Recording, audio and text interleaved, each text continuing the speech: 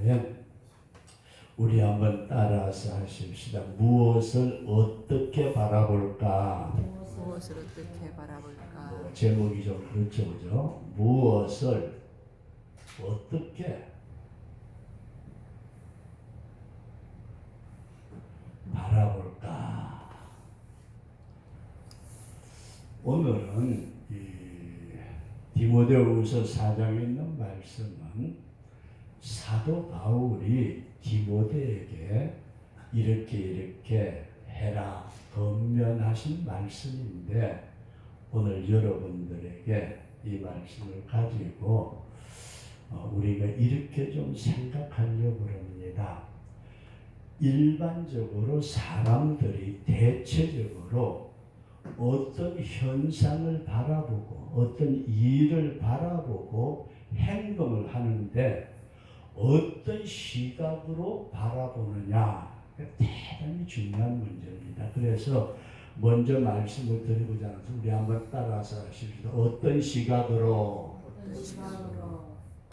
무슨 문제든지 간에 어떤 시각으로 우리가 바라보느냐, 이 시각의 문제가 여러분들 세 가지로 이렇게 말씀을 드릴 수 있습니다. 첫 번째가 자아의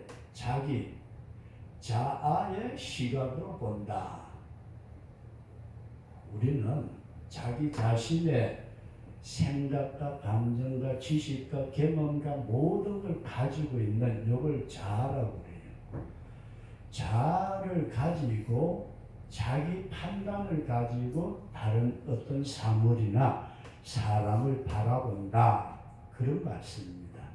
그 다음에 두 번째로, 이게 굉장히 재미나는 말씀이에요. 타인의 시각으로, 상대방이나 다른 사람의 시각으로 바라본다. 타인, 상대방의 시각으로.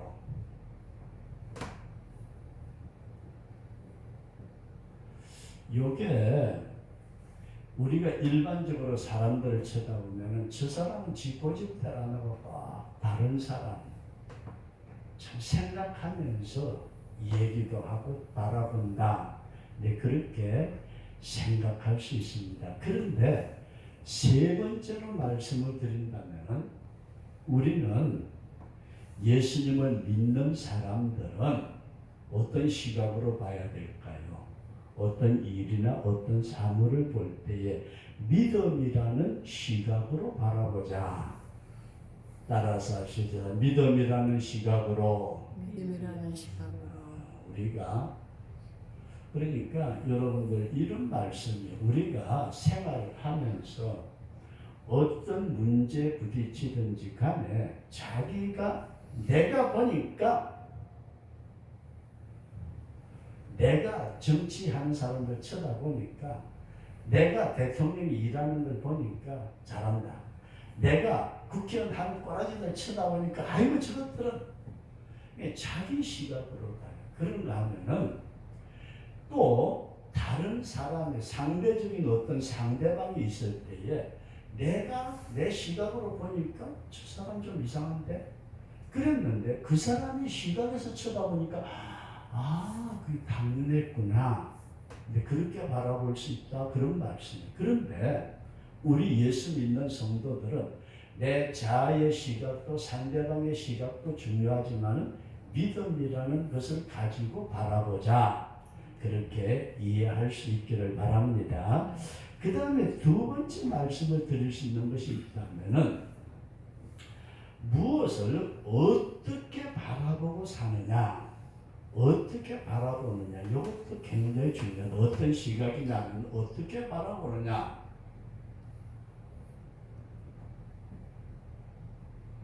저와 여러분들이 성경을 어떻게 바라봐요? 그냥 이렇게 되어 있네. 내가 지식적으로 지금까지 들어온 바에 의하면 아니고, 어떤 면에서는 믿음으로 바라보고 듣고 하는 때도 있는데, 우리가 어떤 현상을 바라볼 때에 그 첫 번째 요소, 이것이 지금 눈앞에 나타나는 현상만 보고 있어요. 현상만 본다. 눈앞에 나타나는 현상만 보는 사람. 그 다음에 두 번째로는 내한테 왜 이런 일이 생겨났을까?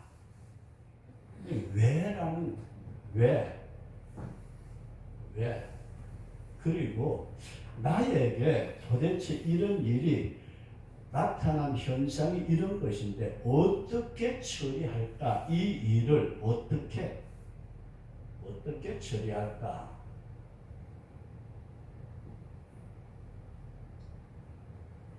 잘 보세요. 우리는 이 문제가 여러분들과 제가 깊이 생각해야 될 부분이에요.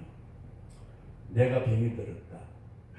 아이고 죽겠다. 이제 죽었다.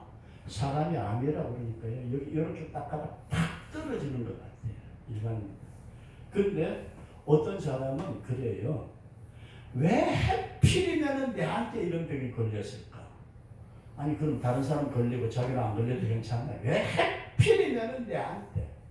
그런 분이 있어요. 그런가 하면은 세 번째 말씀을 드리고자 해서 어떤 일이 생길 때에 이 일의 현상의 배후에는 뭐가 있을까?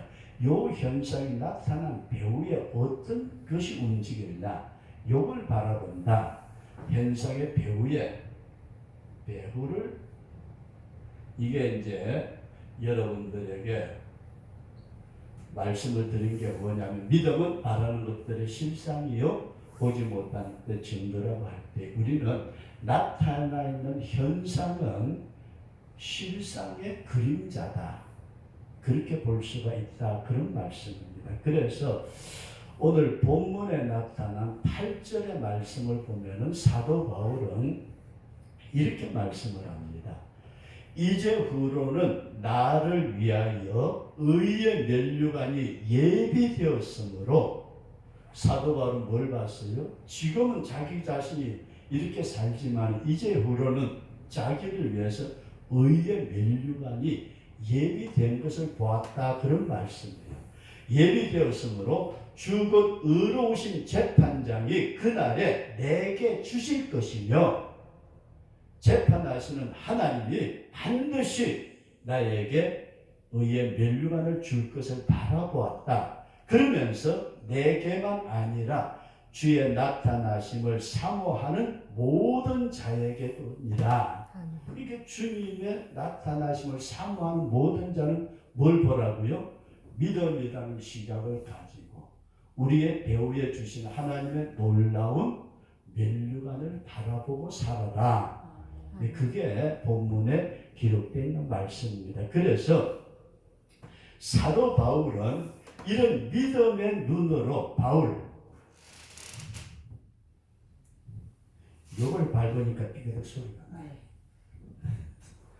바울은 믿음의 눈으로 믿음이라는 믿음의 시각으로 뭘 봤어요? 의의 면류관을 보았다. 면류관. 그러면서 이 면류관 때문에 그 일을 위해서 사도 바울이 한 일은 선한 싸움을 싸웠다. 여기까지 이해되시면 하면 선한 싸움. 왜 우리 예수 믿는 사람들이 이 삶을 싸움이라고 표현하나요? 영적 전쟁을 한다. 참 말들은 그럴듯하게 잘해요. 그러면 영적 전쟁을 한다는 건 뭐예요? 어떤 현상 속에 있는 배후에 영의 세계가 움직인다는 걸 인정을 하고 그 영의 세계를 바라볼 줄 알아야 되는데 그건 제껴놓고 내가 지금 이렇게 나가니까 이게 영적 전쟁. 조금 어떤 때는 이해가 잘 안 갈 때가 있어요. 그래서 오늘은 이 말씀을 저와 여러분들이 생각하시면서 우리 8절에 의로운 재판장이 그날에 내게 주실 것이며 이런 말씀을 우리가 먼저 말씀드리기 전에 저와 여러분들이 잘 한번 생각해 보세요. 내가 어떤 문제를 어떤 시각으로 보느냐. 저와 여러분들 어떤 시각으로 봐요? 진짜 믿습니다고 믿음의 눈으로 배우를 바라볼 수 있느냐? 네, 그런 말씀이에요. 그러면서 오늘 여러분들에게 세 가지 좀 말씀을 드리는 첫 번째로는 하나님의 심판이 있다. 따라서 하신 하나님의 심판이 있다. 반드시 하나님께서 믿는 자든지 믿지 아니하는 자든지 간에 하나님은 반드시 심판하시는데 이 심판의 목적이 뭘까요? 그 사람이 잘 살아 믿음으로 잘 살았으면 보상을 주고 뭐가 있어요? 보상이 있고 이거 잘 생각하셔야 돼요. 그 다음에 그 사람이 안 믿고 지짓고 살면은 그 사람이 거기에 대한 보상이 뭐예요? 지옥이고 믿음으로 살려고 선한 싸움을 싸운 사람에게는 심판하시면서 보상이 있다. 여기까지 믿어지시면 아멘. 그래서 성도 여러분들과 제가 이 심판이라는 말씀에서는 반드시 보상이 있다. 우리 예수 믿는 성도들에게 주님이 반드시 보상을 해주신다. 그런데 오늘 우리가 이 말씀을 여러분들에게 생각을 하면서 조금 이게 영적으로 깊이 들어갈 때 오해가 없어야 되는데 보상이라는 말하고 보상은 어떤 일에 대한 대가죠, 그죠? 어떤 일에 대한. 그러면은 우리가 은혜라는 건 뭐예요? 은혜. 이거는 무조건적으로 받은 거라고 그렇게 그냥 쉽게 이해를 하면서 많은 사람들은 이 보상에 생명을 걸고 있어요. 아무것도 안 준다는데 죽자 하고 일하겠어요? 내보고 어떤 사람이 일을 시켜요. 야, 오늘 여기서부터 여기까지 일해. 그래 놓고 한다는 소리가 네가 죽도록 일을 해도 돈 한 푼 안 줄 거야. 집사님 일하겠어요? 그러니까 이 부분을 이해를 좀 잘 하셔야 돼요. 이 보상에다가 사도 바울은 생명을 걸었다.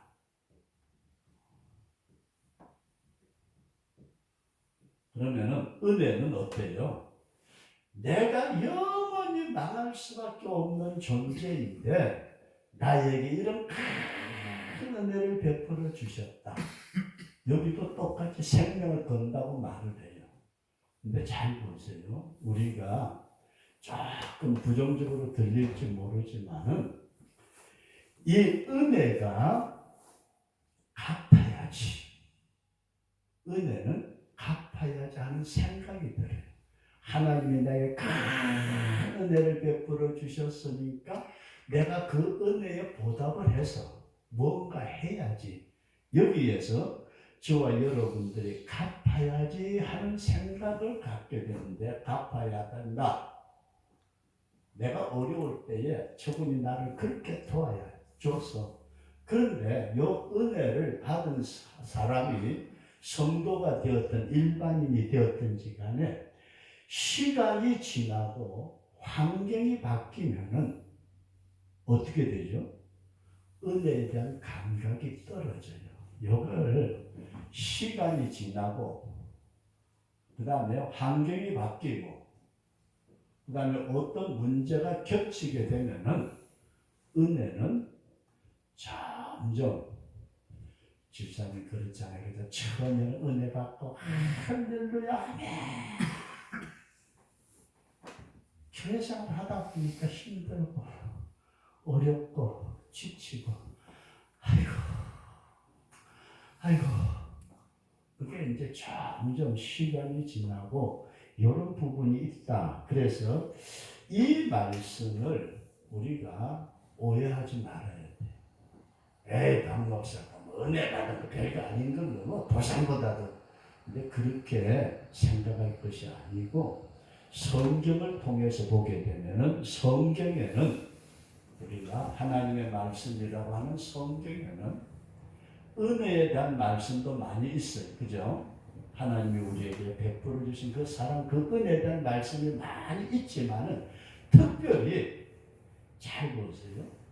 특별히 보상에 대한 말씀이 많이 있다. 뭐에 대한 말씀이 있다고요? 보상에 대한. 우리가 심은 대로 거둔다는 말씀은 많이 쓰죠. 그죠? 심은 대로. 많이 심은 자는 많이 거두고 적게 심은 자는 적게 거두고. 근데 이 보상에 대한 말씀이 많이 나오는데 우리가 성경에 보면 아브라함, 이삭, 야곱, 믿음의 조상이라는 아브라함, 이삭, 야곱에게도 하나님은 물론 은혜를 베풀어서 물질적인 것이라든지 원수에 대한 것이라든지 많은 은혜를 베풀어 주셨지만은 하나님은 그들을 부르실 때에 약속을 주셨어요.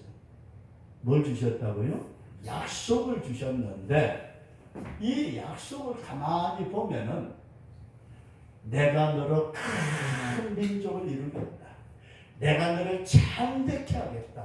내가 너를 복의 근원이 되게 하겠다. 너를 축복하는 자는 내가 축복을 해주지만 너를 저주하는 놈이 있으면 내가 지어받아서 저주할 거야. 하나님께서 이 아브라함과 이삭과 야곱에 대해서 엄청난 보상에 대한 약속을 주셨다.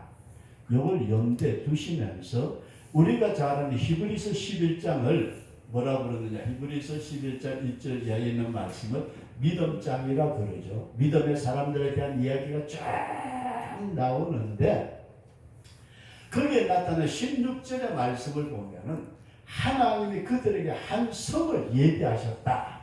16절에 한 성.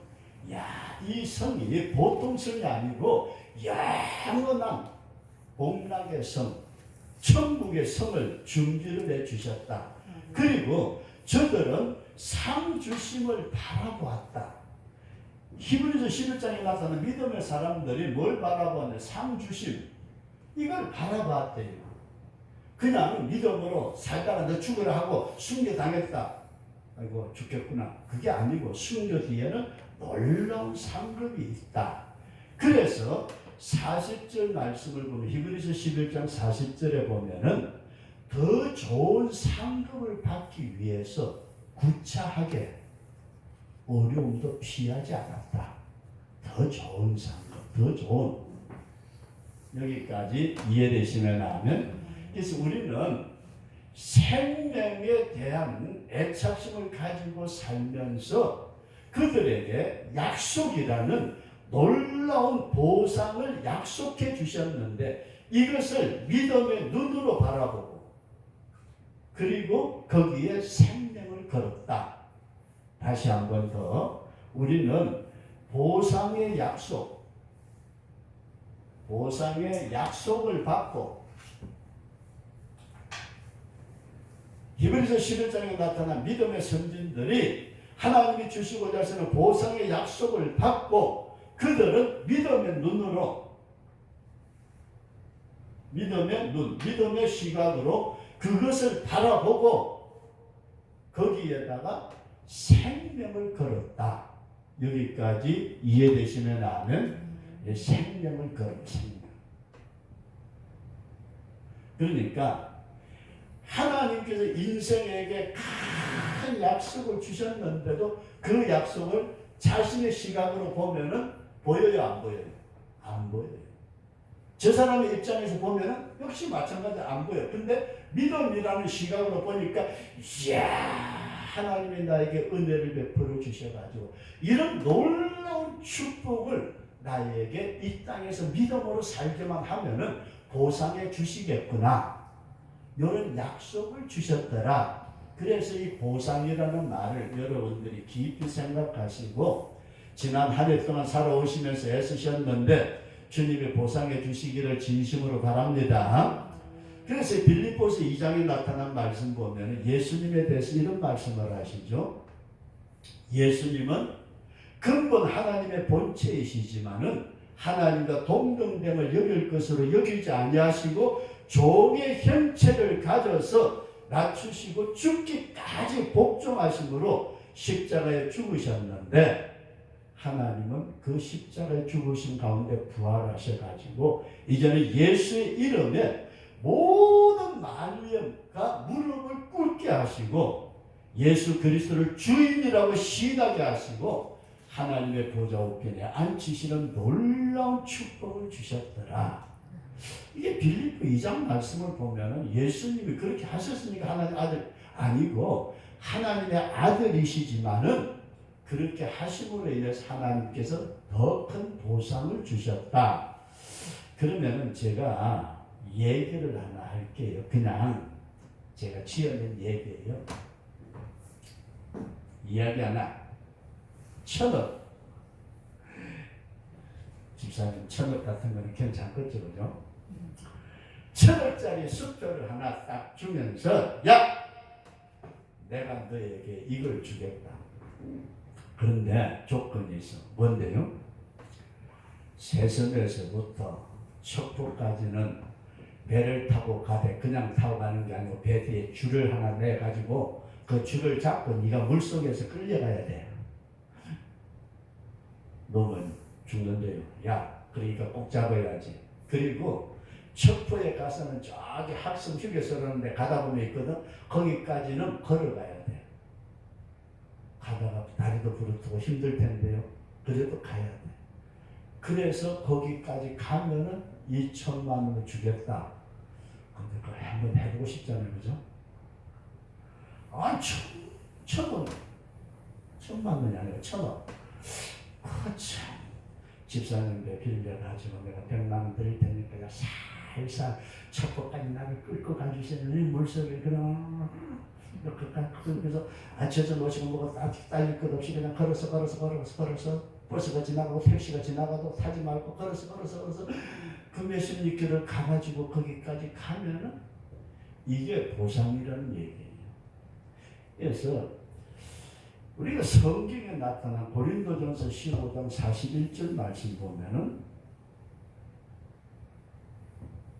하나님이 인간에게 영광을 주시는데 해의 영광이 있고 달의 영광이 있고 별의 영광이 있는데 별과 별의 영광이 다르다. 오늘 저와 여러분들이 이 주님이 주시고자 하시는 약속하신 천국, 약속하신 멸류관, 약속하신 왕권, 영생, 복락이 믿음의 눈으로 보여지고 그것을 위해서 지금의 나를 전체를 드릴 수 있는 우리 그런 믿음의 사람 될 수 있기를 바랍니다. 그래서 이 보상이라는 말하고 이 은혜라는 말을 우리는 어떻게 보면 은혜가 더 귀하지 무슨 보상이냐. 근데 성경은 그렇게 말씀하지 않아요. 그래서 이번 주일날 히브리서 12장 말씀을 쭉 드리려고 하는데 믿음의 지 온전케 하신 예수 바라보고 다른 박질 치는데 앞에 있는 멸류관을 바라보고 달려가는데 오늘 저와 여러분들이 하나님이 심판하실 때에 은혜로 우리에게 주신 것을 믿음의 눈으로 바라보고 그 보상을 바라보고 생명을 걸 수 있는 우리 그런 신앙의 사람으로 세워질 수 있기를 주의 이름으로 축원합니다. 그 다음에 두 번째로 사도 바울이 말씀을 선포하라, 말씀을 전파하라 그렇게 우리에게 말씀하고 있습니다. 물론 이 디모데후서 4장 1절 말씀은 사도 바울이 자기 아들처럼 생각하는 디모데에게 주신 말씀이지만은 너는 말씀을 전파하되 듣든지 아니 듣든지 때를 얻든지 못 얻든지 말씀을 증거하되 사람들이 네 말 잘 안 들을 거야. 자신들의 길을 즐겁게 하는 스승을 많이 두고 허탄한 얘기를 좋아하지만은 너는 말씀을 전파하라. 근데 이 말씀에서 우리는 어렵게 아이고 저런 사람들에게 꼭 전해야 된다. 이것을 생각하기 쉬운데 이 말씀은 저와 여러분들이 성도다운 삶을 살라는 것입니다. 내가 말씀을 증가하면서 야, 네 꼬라지 쳐다본 게나야 말씀 증가한 네가 그 말씀대로 살아라 이렇게 돼버리면 아니잖아요. 그래서 말씀을 증가하는 것은 그 말씀대로 살아라 하는 것입니다. 자기 중심적인 시각에서 살고 있는 인간들에게 믿음의 시각을 가지고 살아라. 자기 중심적으로 세상에 돈이면 최고라고 생각하는 그들에게 야, 돈 그까지 별거 아니야. 천국이 멸류관이 있어. 그렇게 증거한다고 할 때에 그게 쉬운 일이 아니라 그런 말씀이에요. 우리는 그 말씀대로 내가 먼저 살면서 그걸 본을 보이고 그 사람들에 전하려고 하니까 때로는 어때요? 핍박도 받고 조롱도 받고 고통도 따르고 주신 사명대로 살아가긴다는 말은 쉽지만은 이게 보통 어려운 게 아니에요. 제가 종종 이런 생각을 가져봅니다. 집사람의 입장에서 나를 생각하고 내 모습을 볼 때에 저 양반이 참 답답하고 힘들 때 많을 것 같아요. 집사람이 남편이지만 목사라고 퍼질러가지고 일어나지도 않고 오늘 또 저쪽에 고래게 거기 그냥 한번 갔다 왔다고 해가지고서 큰 소리 치는 것 같기도 하고 집사람의 입장에서 나를 볼 때에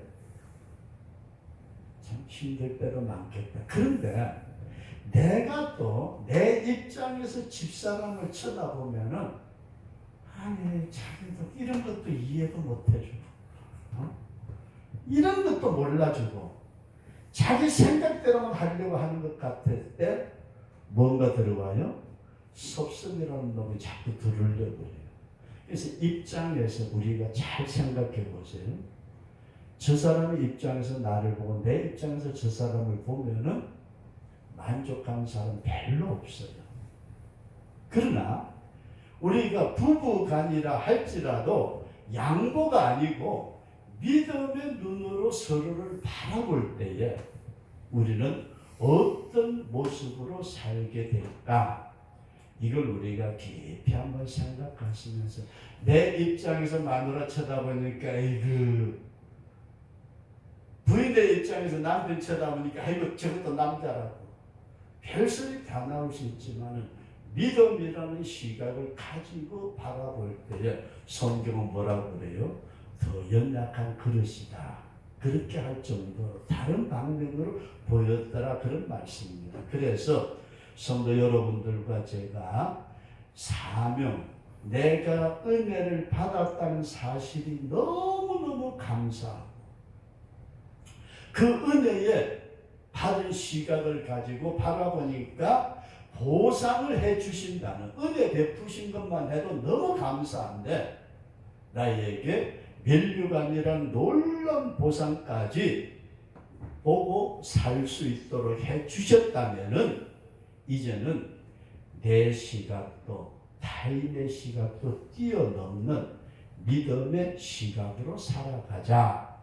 저와 여러분들이 이런 말씀을 전파하는 것은 그냥 내가 가서 예수 믿고 교회 다니자 그렇게만 했다는 것이 아니라 내 자신이 먼저 하나님의 심판에 대한 보상에 대한 은혜에 대한 확실한 믿음을 가지고 그걸 다른 사람에게 보여줄 수 있는 이것이 말씀을 전파하는 것이다.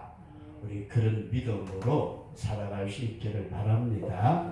그 다음에 마지막으로 말씀을 드리고자 하는 사도 바울은 헌신의 삶을 살라고 말씀합니다. 헌신의 삶. 이 헌신이라는 말을 저와 여러분들이 잘 쓰죠. 교회를 위해서 헌신하고 복음을 위해서 헌신하고 뭘 하고 그러는데 사도 바울은 이 헌신의 삶에 대해서 말씀을 하실 때 6절에 뭐라고 말씀을 하시느냐? 전제와 같이 내가 벌써 부어지고 나의 떠날 시각이 가까웠도다. 전제라는 말씀을 쓰고 있어요. 옛날 성경에는 관제와 같이 관제라는 말이나 전제라는 말은 똑같은 말씀인데 이 출애굽기 29장이나 민수기 15장, 에스겔서 20장 같은 말씀을 쳐다보게 되면은 하나님을 섬기는 자들이 헌신적인 봉사, 주를 위해 생명까지도 기꺼이 내놓을 수 있는 거룩한 희생을 말합니다. 단순하게 내 교회 일 좀 했다, 내 헌금 좀 했다, 내 전도한다고 나가서 욕 좀 들었다, 이런 것이 아니고 이 전제와 같은 삶을 말씀하는데, 이 전제나 관제라는 말은 포도주나 독주를 하나님의 제단에 제사를 드릴 때 여기서 짐승을 잡았잖아요. 양이든 비둘기든 소든지 간에 잡아놓고 난데 제일 마지막에 포도주나, 성경에는 독주라고 되어 있어요. 독주가 뭘 의미하는지 저도 잘 모르겠어요. 포도주나 독주의 4분의 1 흰, 우리식으로 말하면 4분의 1리터 뭐 그런 식으로 그걸 마지막에 붓는 것을 이 전제라 그렇게 말씀을 하고 있습니다. 우리는 주님이 나를 위해서 생명을 주셨다 하는 사실을 믿습니다 하고 그것을 수용해 드렸을 때에 이제는 내가 주님처럼 부음받는 생명을 내놓는 삶을 살아라. 그래서 생명을 쏟아서 자신의 생애 위에 쏟아붓는 생명의 희생을 말하는데, 아직도 우리는 육신의 자신에 대한 애착으로 하나님께 드리지 못한 부분이 있다면은 전제를 부어드리지 않았다. 이 관제, 포도주, 독주, 마지막 재물 다 쳐놓고 그 위에다가 붓는 그 다음에는 없어요. 그 불태워 없애든지 그렇게 하는 것이지 전제 이후에 다른 어떤 것은 없습니다. 우리가 물질이 아니고 어떤 몸의 헌신도 있지만은 우리의 생명을 쏟아붓는 삶은 무엇 때문이죠? 보상이 있기 때문이다. 오늘은 이 보상에 대한 말씀을 전적으로 우리가 한번 생각하시면서 내가 말씀대로 사는 것도 내 생명에 헌신하는 것도 어디에? 하나님이 나에게 은혜를 주신 것을 받고 보니까 너무 감사해서 그 받은 은혜를 따라서 믿음으로 바라보니까 하나님이 우리에게 놀라운 생명의 멸류관, 이건 세상에 어떤 것으로도 따질 수 없는 이런 놀라운 보상을 우리에게 내걸어 주셨기에 그 보상을 위해서 우리가 전제로 내 자신의 생명을 부어드린다. 그래서 이 디모데후서 4장 1절 말씀부터 8절까지를 그냥